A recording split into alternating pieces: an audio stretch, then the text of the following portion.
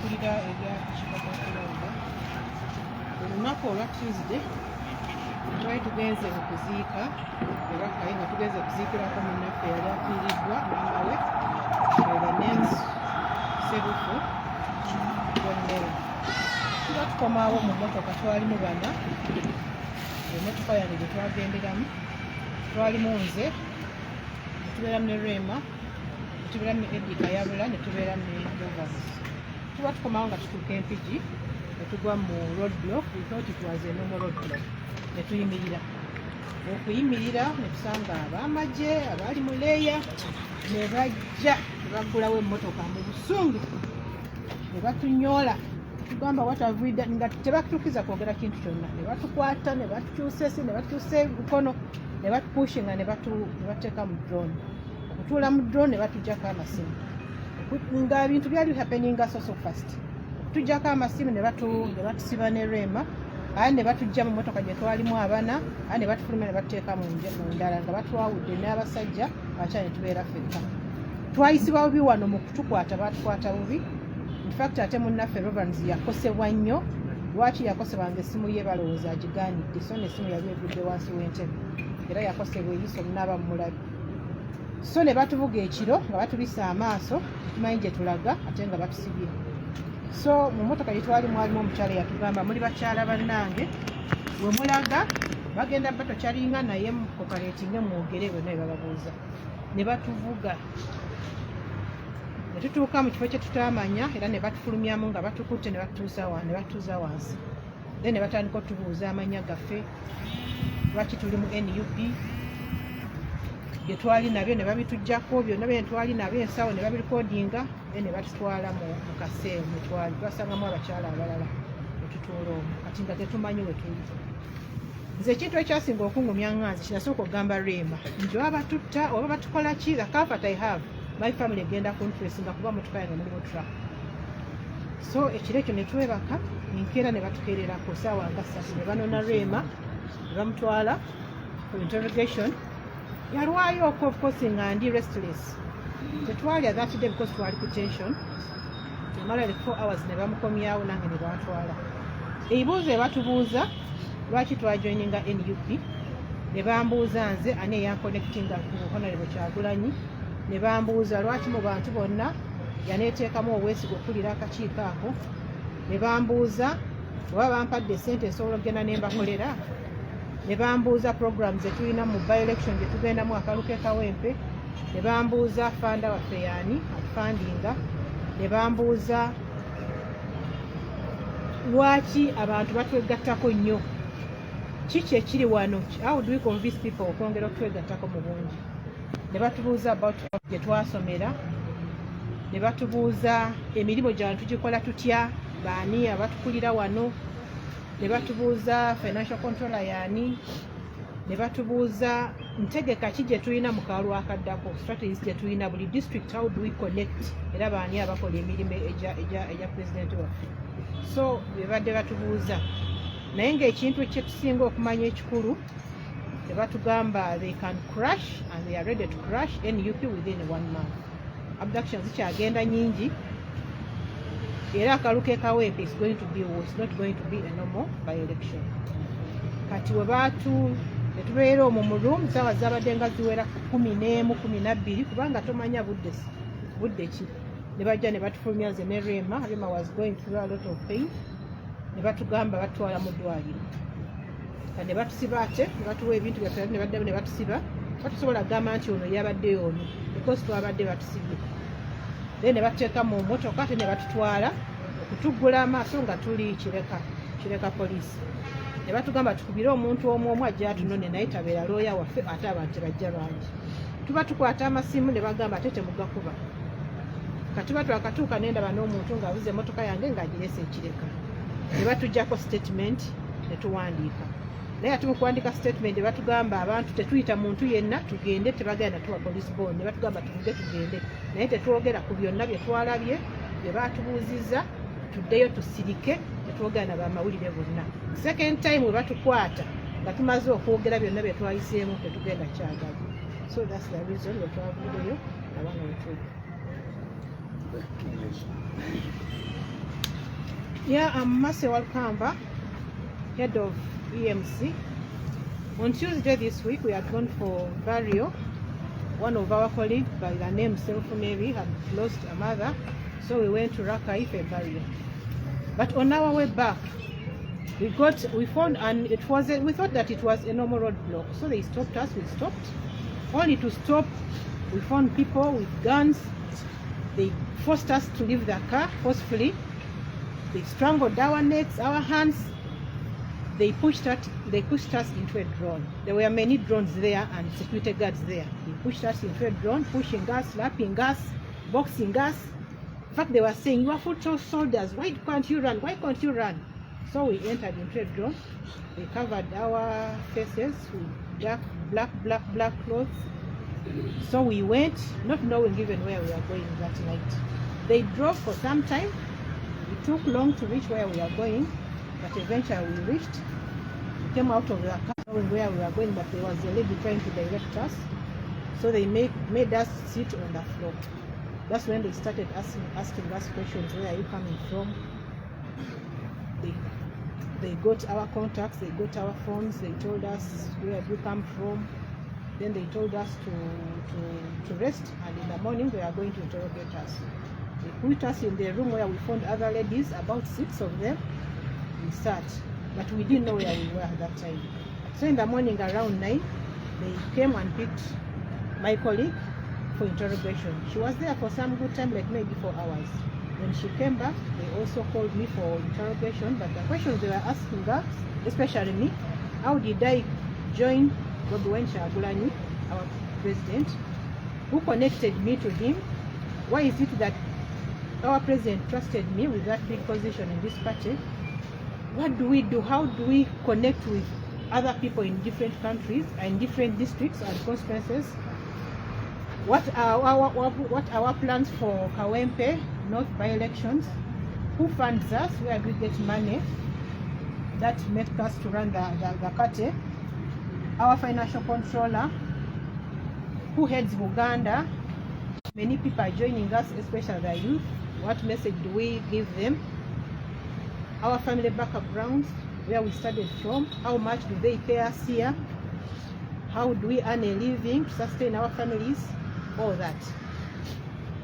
So at the end they told us that when we release you, because one of your colleagues is not feeling well, and we hear anything about what we've asked you, and we get you the second time, you're not going to like it. So yesterday we were there, it was around 5, they came for us. Then they covered our faces again. They pushed us into a car and they drove us, not knowing that we were taking us to Chireka police station. They told us to call one person from our families. After giving us our phones again, they told us, don't call anybody here. Then they recorded a statement from us, but after that statement, because they said that they were going to give us a police bond, but they didn't. Then they told us, drive, because somebody brought my car to that police, they told me, drive this vehicle, but don't tell anybody where you are and where you are coming from. So what I wanted to tell you that our colleagues, Rovans and Kayabula, they're in Imbuya, because that car helped us to locate that we are in Imbuya. That's where we were abducted from. That's what happened. Yeah, in fact, they told me, Mase, we saw you did a good work when you are vetting that candidate of Kawempe. If you are given money, can you come to NRM and work for us? I told them right now I'm traumatized. Give me some time, we shall communicate. That's it.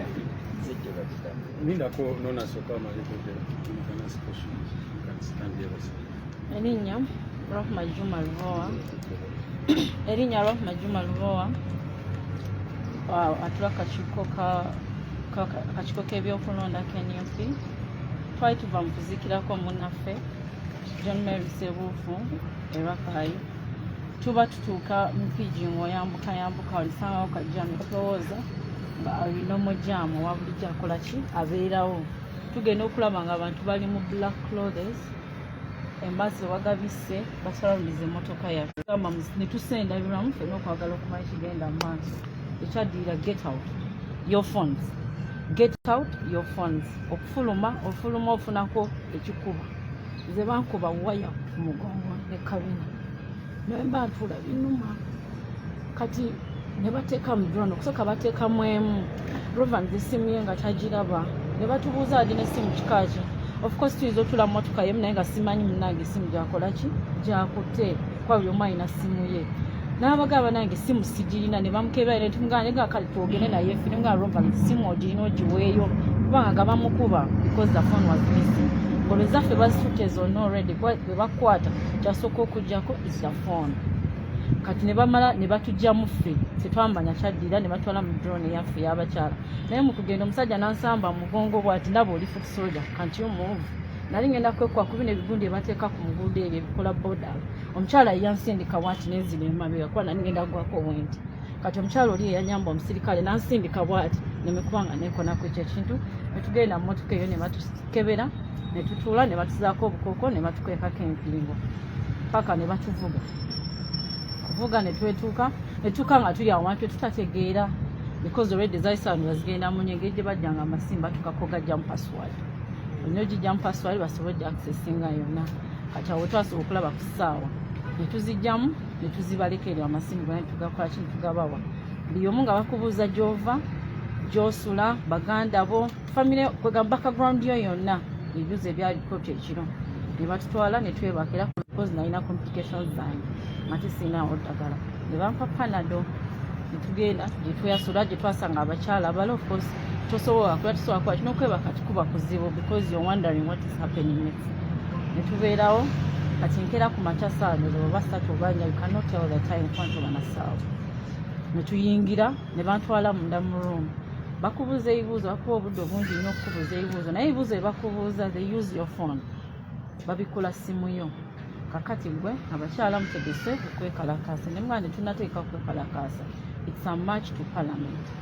Ne bagamba mugenda kwekalakaasa mugenda kwokya ebintu mwe ng'abakyala because at first saabagambako nti ndi w'abakyala but because they had access to the phone they could see everything. Ne bangamba oli kakiko kabyakulonda ate gwe w'abakyala how comes bakwesiga abakyala to that extent. Kyagulanyi omuyita otya oba Lewis omuyita otya abakulu okubanga bakwesiga byonna. Abazinalinange simanyi maybe olowooza pati yali yakatandikawo mangu awo ne batuwa obuvunaanyizibwa. Awo ne tugenda mu maaso ebibuuzo bakubuuza bingi ne bakubuuza okay mu training wawa naawe ogenda ku leadership school e Kamoocha. Ne mbaga leadership school naye nja kukola ki naye ng'oli leader n'oba nga tonagenda ku leadership school e Kamoocha gyonna gye mu training ne ba foot soldier because bakyensistingako nnyo. Ne mbagamba nze sinaba kugendayo eyo. Awo ne batandika ebisinga nga babikubuuliza ku simu ono Flavia yaani ono Joyce Baga lwaki ataddeko eno message yaani akola ngaani ne bakubuuza ku Nagudi ne bakubuuza ku Namcharles Livia because they had access on the phone nga balaba buli omu kyabadde postinga that's why gye bakubuuzaako. Kati awo nenvaayo nenkomawo awo ko olunaku nafuna ku kadde okulya ku baganda banjukira amaaso gaba mabike nenvulira ku Rovanzi nga atudde awo nekayabula by the following day I did not because akoro twaitu akagina fena batubuuzaako naye ngo buli omu alina amubuuza naye nga mu kitundu ekimera owulira eddoboozi lya munno mu nyumba omumuli oba mu lumu twali. Awo nenvaayo ko olubuto lwali lunuma ne bagaka basoke bayitono nze ne banzizaayo. Kati jjo era nenzirayo ku makya ne bambuuza naye jjo nabadde very bad though nga siri bulungi yadde jjo. Kati ne banzizaayo mangu kwabe bampadde ne kyayi abaga maybe you give us some hot water. Nenvaayo ne banziza mu ruumu ne balyoka batwalaani mazze. Olw'eggulo batukima ye bwe bamututte yaluddeyo kati zaadde bakankuba empiso ne banga temukwamisa okukabina kubanga ekigere kye okube ku kisambi kuba kabina kannuma bakakubye. Kati ne bankuba empiso ku kisambi nenzija ne neebaka ne nfunamuko ku relief because it was a painkiller ne neebakamukaawo. Kati neebase nagenze ne mbawuza bannange abali muli mukyala talina akyaliyo. Olwamaze n'akomawo ne batugamba mujje mwembi tugende tubabuuza ebibuuzo omulundi gumu because naadesewula lungi nga nsesema kati mubatweno yalina okunkwatako. Kati ne tujja awo ne twatuuse ate batutte mu ruumu ndala awo batuweredde ebintu byaffe tetwaze nakusayininga nga lwe twayingira twasayininga nga tubiteekayo wadde twasayininze ne babituddiza era ne batuzaako obukookolo ne batuvuga okuddamu okwekanga bangamba kubira muganda because bakubuuza abantu bakubuuza enamba ya muganda omu maama wo taata wo ne bbaawo so ne bangamba we want you to call your brother we saw he's a doctor and he's the only person they allowed me to call eyo gwe nakubidde ajja atukiikirire yali tannaba natuuka kuba namba etwagireseeyo ne bagamba andala n'emmotoka yamweze kasa mukozi wano statement muvuge mugende era ye okunfuna yanzize ku leero ng'okidda ku URA wetwapakinza sookunze because yabadde ajja on his way coming Wembule ekireka ate abo bo bano bakoze kyo batugambidde mufulume basa kyazeeko okulaba tuli waka twavudde mu ddwaliro naye netugende waka then that's when I could call my dad. Can you speak some little English, please? I'm Rahma Juma Loa, Secretary for the Women League and the EMC member. On Tuesday night, we're coming from Raka Ishotera, from a burial. One of our colleagues lost her mother. We went for a burial. As we reached Mpiji, it was at around 7:30, 7:40. I could not estimate the right time, but it was around there. There was a roadblock. We thought it's a normal one, the normal jam for every traffic jam. Then we saw some people came and started knocking our car. They were all dressed in black.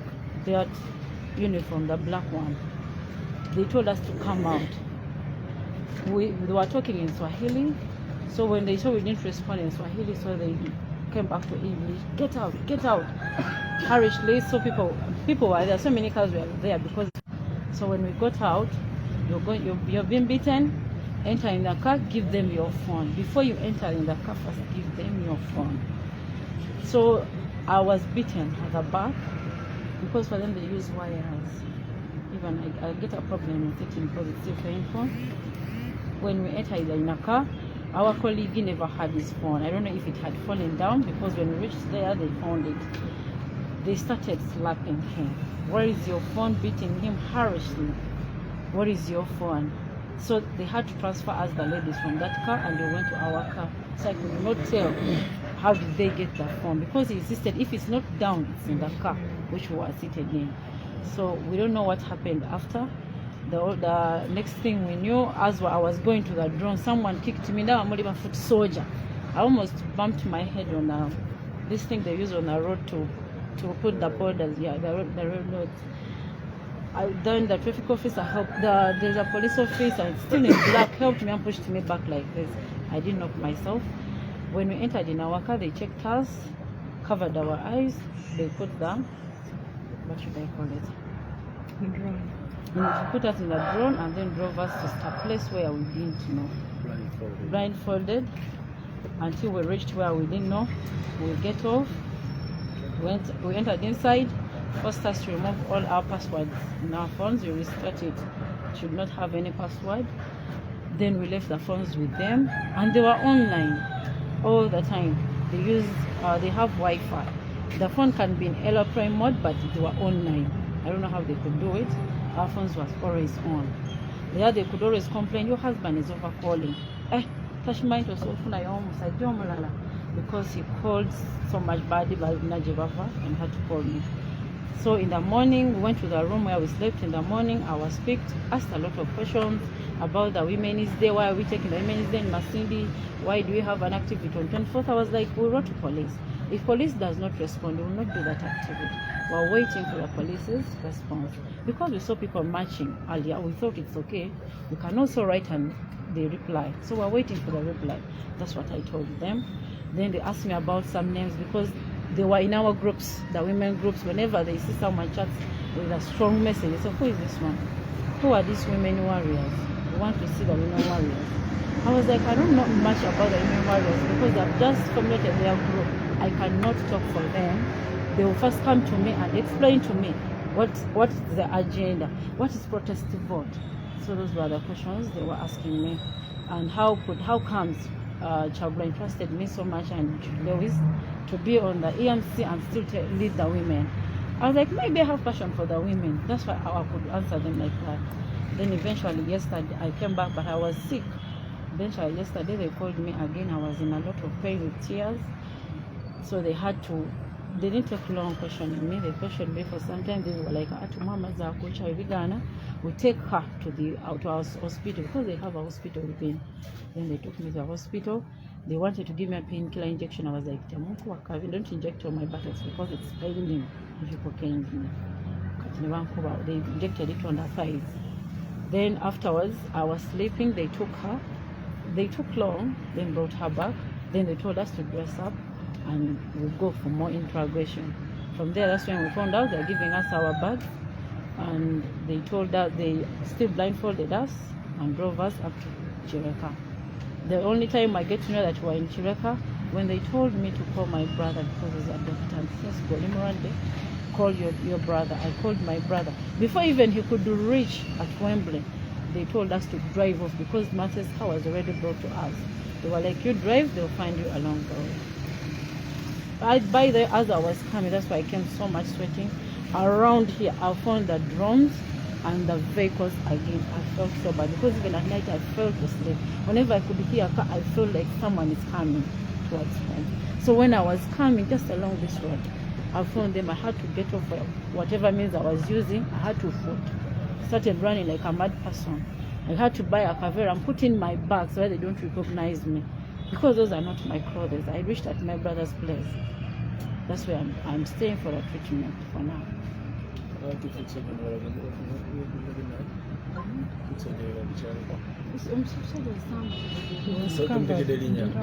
Okay, nice one. Okay, maybe questions. Remember when blindfolded? Because they called him with some nicknames, then the Karuna Mambaza Mama Jao. So I could not tell which foot soldier. The one nayo nga foot soldier naye nga tebasobodde kumulikunaizinga naye nga mukyala. So bwembadde mbabuuza. Mulenzi ate mulenzi. Abadde mulenzi? Yes. Mukyala because we were seated abadde n'abalala. We didn't say any other woman. But oli abadde mulenzi. They blindfold nze naffe bad blindfold. You can hear the voice when they're asking him. They bamubuuza ekibuuzo n'akiwulira nga they take him to another room. So the bam they say one. Yeah.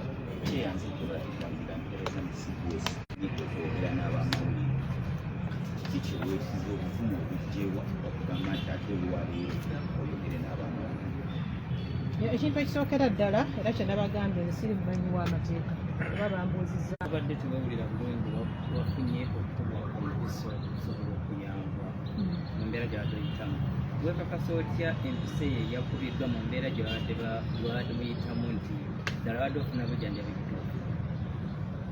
Sijja kulimba nti oba nabadde nsobola okwekakasa nti ekiro naye gye bagambye twabadde mu ddwaliro nga bankubira akacupa ne bakamenya nga nange awo ndaba. So I cannot say wekiba nga balina kye bankubye nga kiri mu musayi because nawe sire musawo ogamba nti tekino naye nga yeye empiso yokka gye bankubidde nga apart from that and Canada gye bampadde. Kibuuzo ekisembayo? Nga tebiriyo? So this is that is the situation we are going through as NUP. Yeah. ECG. Bayisistinze nnyo ku kalulu ke tugendamu aka by-election What are our techniques? What are our techniques? What have we planned?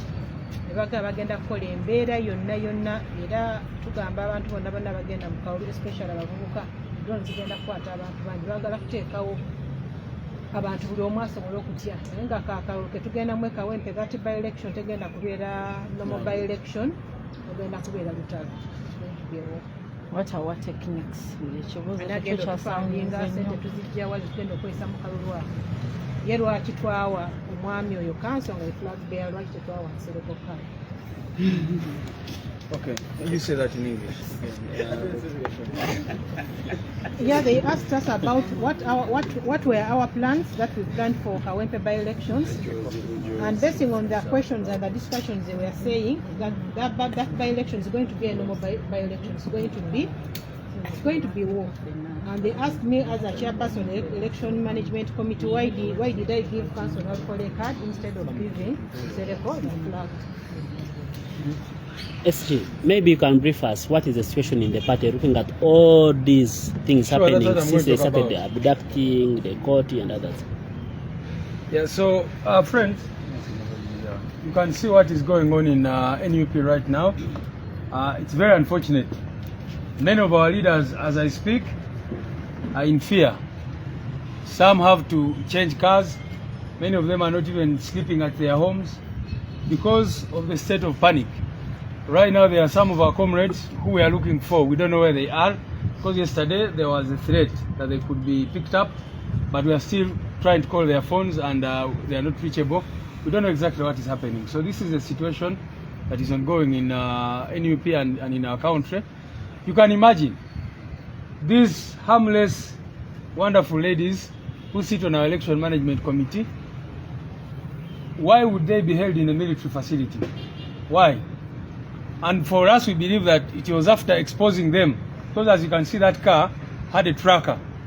So after they realized that the car tracker had pointed out exactly where they were, we believe that is why even that car was removed from that facility, because the car was able to show that they were being held at CMI.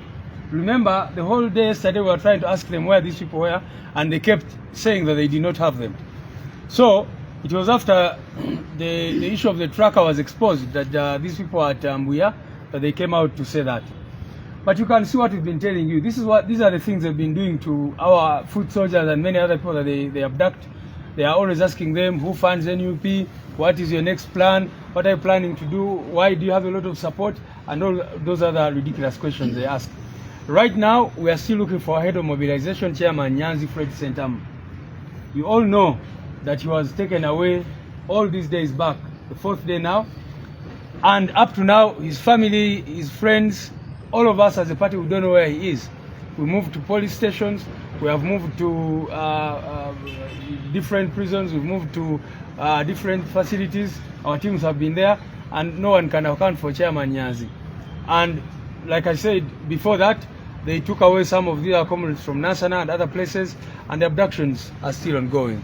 And of course, like they have said, one of the comrades, Rovans, was severely hurt, his eye. So we know that they must be going under. We demand for the immediate release of these our people, because these are not criminals. They did not commit any offense. They have been in detention now more than 48 hours. Chairman Nyanzi, almost twice as much time.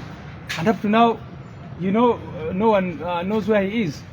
You remember there was even a video which showed while he was being taken away, there was a police van, Rovanzi, wamune Edi Kayabula, nabo tetunabalabako. Chairman Nyanzi gwe basooka okuwamba naye tetunamulabako, naye nga tebanawamba ne Chairman Nyanzi basooka ne bawamba abantu baffe. Tugende twenyonyoleko mu kifo ky'okuwamba abantu, jjo mwalabye families nga ne family ya Masi wa Lukamba, chairperson waffe wakakiiko ng'eyogera. Kati omuntu bamubuzaawo mu ngeri eyo, kakati tubadde tubagamba buli lunaku nti abalala abatakolera regime ya Museveni bwe banaavaayo, so tugenda mu maaso n'okubanja abantu baffe gwe mulamu omukulu.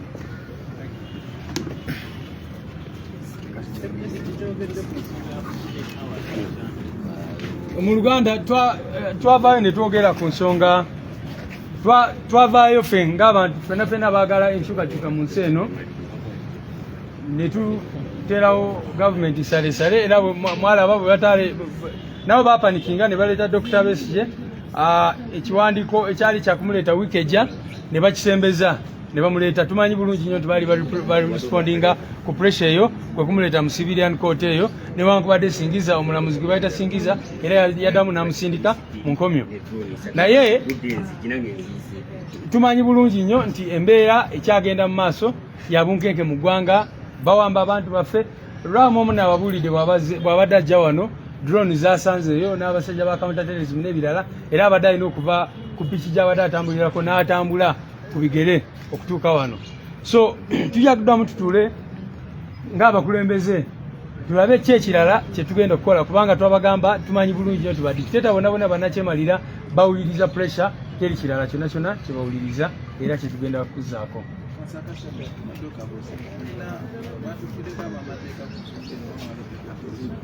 Ya ensonga zino tuzitutte mu kooti nga bulijjo abantu baffe abawambibwa tugenda mu kooti ne tusaba kooti okuyisa ebiragiro bye bayita habeas corpus, oba ekiragiro ekikaka poliisi n'ebitongole bya gavumenti byonna okuleeta bano abantu mu kooti era bannamateeka baffe bafunye affidavits ku nganda z'abana abantu bebasooka okuwamba enansana twateeka mudda n'olunaku lwajjo tutaddeyo habeas corpus applications z'abana abantu abalala, so twagala bateebwe baleetebwe, naye tetukyagamba nti baleetebwe ne mu mbuga z'amateeka kubanga kati byonna bye bakola biri mu bumenyi bw'amateeka, so twagala abantu baffe bateebwe basobole okudda ewaabwe.